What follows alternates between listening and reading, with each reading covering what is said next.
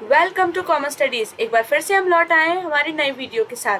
तो जल्दी से हमारे चैनल को सब्सक्राइब कर लीजिए और वहां देखिए बेल आइकन को प्रेस कर लीजिए ताकि आपको हमारे आने वाले सभी वीडियो के नोटिफिकेशंस तुरंत मिल सके और आप अपनी प्रिपरेशन अच्छे से करते रहें।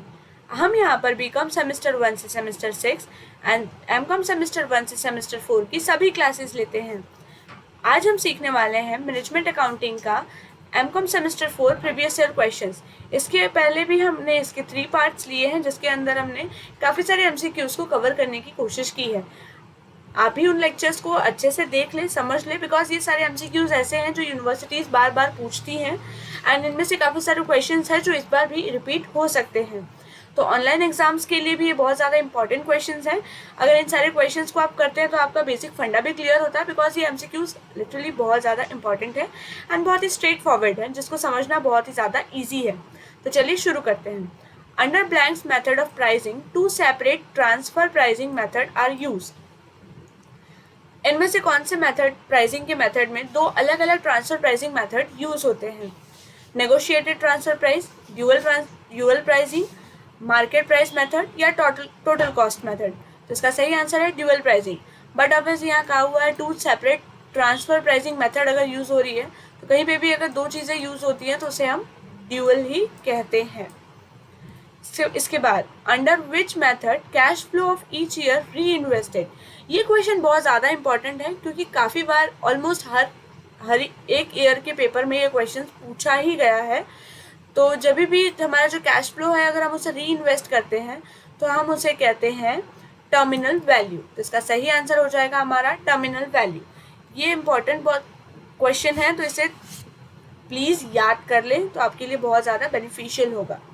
इसके बाद higher the discount rate blanks lower the present value. Higher the present value, no relation with present value या नन ऑफ द अबव। तो इसका सही आंसर है लोअर द प्रेजेंट वैल्यू। मैंने अभी भी आपको इससे पहले भी वीडियो में बताया था कि हायर द डिस्काउंट रेट, मतलब डिस्काउंट रेट जो है, हायर द नहीं, डिस्काउंट रेट जो है और discount rate DR and present value PV, इन दोनों का आपस में इनवर्स रिलेशन होता है। इसका मतलब जब भी ये इंक्रीज होगा तो प्रेजेंट वैल्यू हमारा डिक्रीज होता है एंड जब भी हमारा डिस्काउंट फैक्टर डिक्रीज होगा तो प्रेजेंट वैल्यू हमारा इंक्रीज होगा। डिस्काउंट रेट यानी वो है जो जितना परसेंटेज रेट जो है उसकी वजह से, इन्फ्लेशन की वजह से हमारे रुपये की वैल्यू उतनी डाउन होती जाती है। तो डिस्काउंट फैक्टर उसे कहते हैं। तो जितना कम रुपये की वैल्यू डाउन होगी उतना ज़्यादा हमें प्रेजेंट वैल्यू मिलेगा एंड जितना ज़्यादा रुपये की वैल्यू डाउन होगी उतना कम हमें प्रेजेंट वैल्यू मिलेगा। इसके बाद internal rate of return. Internal rate of return क्या करता है? Discloses actual cost of project, past evaluation of project, positive net present value या जीरो नेट प्रेजेंट वैल्यू। तो इसका आंसर है zero net present value of project. Internal rate of return actual क्या होता है? तो जिसके अंदर ना आपको प्रॉफिट होता है ना आपको लॉस होता है, ना आपको प्रॉफिट होता है ना आपको लॉस होता है। जब भी आपका ब्रेक इवन होता है उसे हम कहते हैं इंटरनल रेट ऑफ रिटर्न। तो डिस्क्लोज क्या करेगा वो? प्रेजेंट वैल्यू कितना है आपका? जीरो, यानी ना पॉजिटिव एंड ना ही नेगेटिव।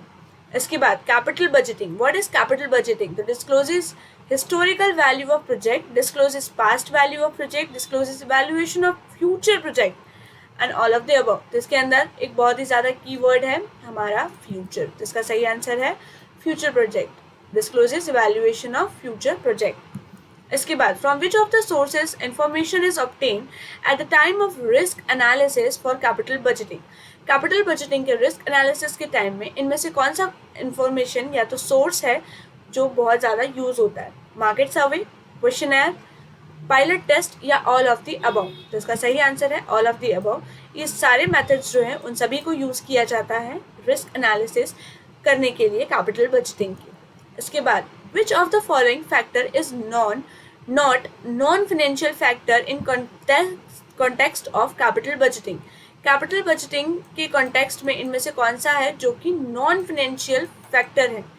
तो इसका सही आंसर क्या है? Organisational behaviour, human and social factor, technical issue या डेप्रिसिएशन एंड टैक्सेस। तो इसका सही आंसर है डेप्रिसिएशन एंड टैक्सेस, ये भी बहुत ज़्यादा इंपॉर्टेंट क्वेश्चन है बिकॉज ये थोड़ा सा ट्विस्टेड है, तो ये क्वेश्चन जो है वो आ सकता है एग्जाम में, तो आप इसे अच्छे से प्रिपेयर कर लें. Then which of the following is not internal objective of transfer pricing, यानी इनमें से कौन सा है जो इंटरनल ऑब्जेक्टिव नहीं है, यानी डायरेक्टली भी हम कह सकते हैं कि वो एक्सटर्नल ऑब्जेक्टिव जैसा हो सकता है.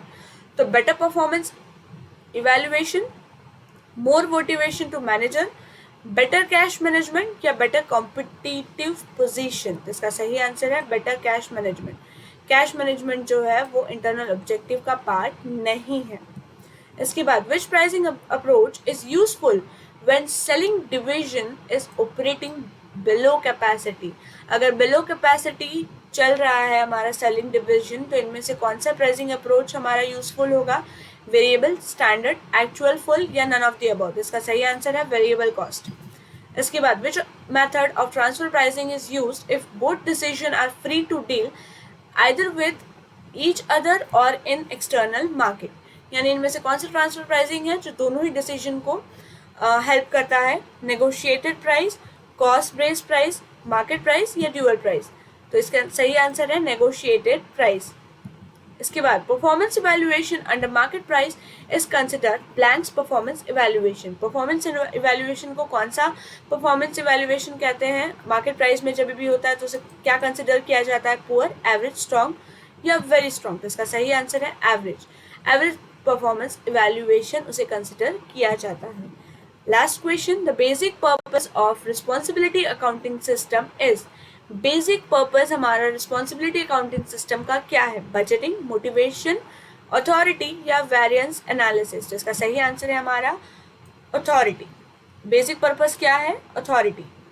सॉरी, शायद यहाँ पर कोई प्रॉब्लम है. इसका सही आंसर होगा हमारा वेरिएंस एनालिसिस. रिस्पॉन्सिबिलिटी अकाउंटिंग हम वेरिएंस एनालिसिस के लिए करते हैं. तो आई होप आपको ये क्वेश्चन अच्छे से समझ में आए होंगे. अगर आपको इनमें से कोई भी क्वेश्चन में डाउट है तो आप नीचे हमें कमेंट सेक्शन में लिखकर बता सकते हैं, हमें आपका उसका आंसर ज़रूर दूंगी. एंड इसके अलावा भी कोई क्वेश्चन है जिसके ऊपर आपको डाउट है या कोई क्वेरी है जो आप पूछना चाहते हैं, तो वो भी आप नीचे कमेंट सेक्शन में लिखकर हमें बता सकते हैं, मैं उसे ज़रूर सॉल्व करूँगी. एंड साथ ही आप हमारे टेलीग्राम चैनल पर ज्वाइन हो जाइए, जिसकी मदद से आप व्हाट्सएप ग्रुप में ज्वाइन हो सकते हैं, जिसके अंदर हमारे सारे PDFs एंड लेटेस्ट वीडियो के अपडेट्स सब कुछ वहाँ पर मिल जाती है. इसके साथ ही गुजरात यूनिवर्सिटी की भी सारी अपडेट्स वहाँ पर मिल जाती है.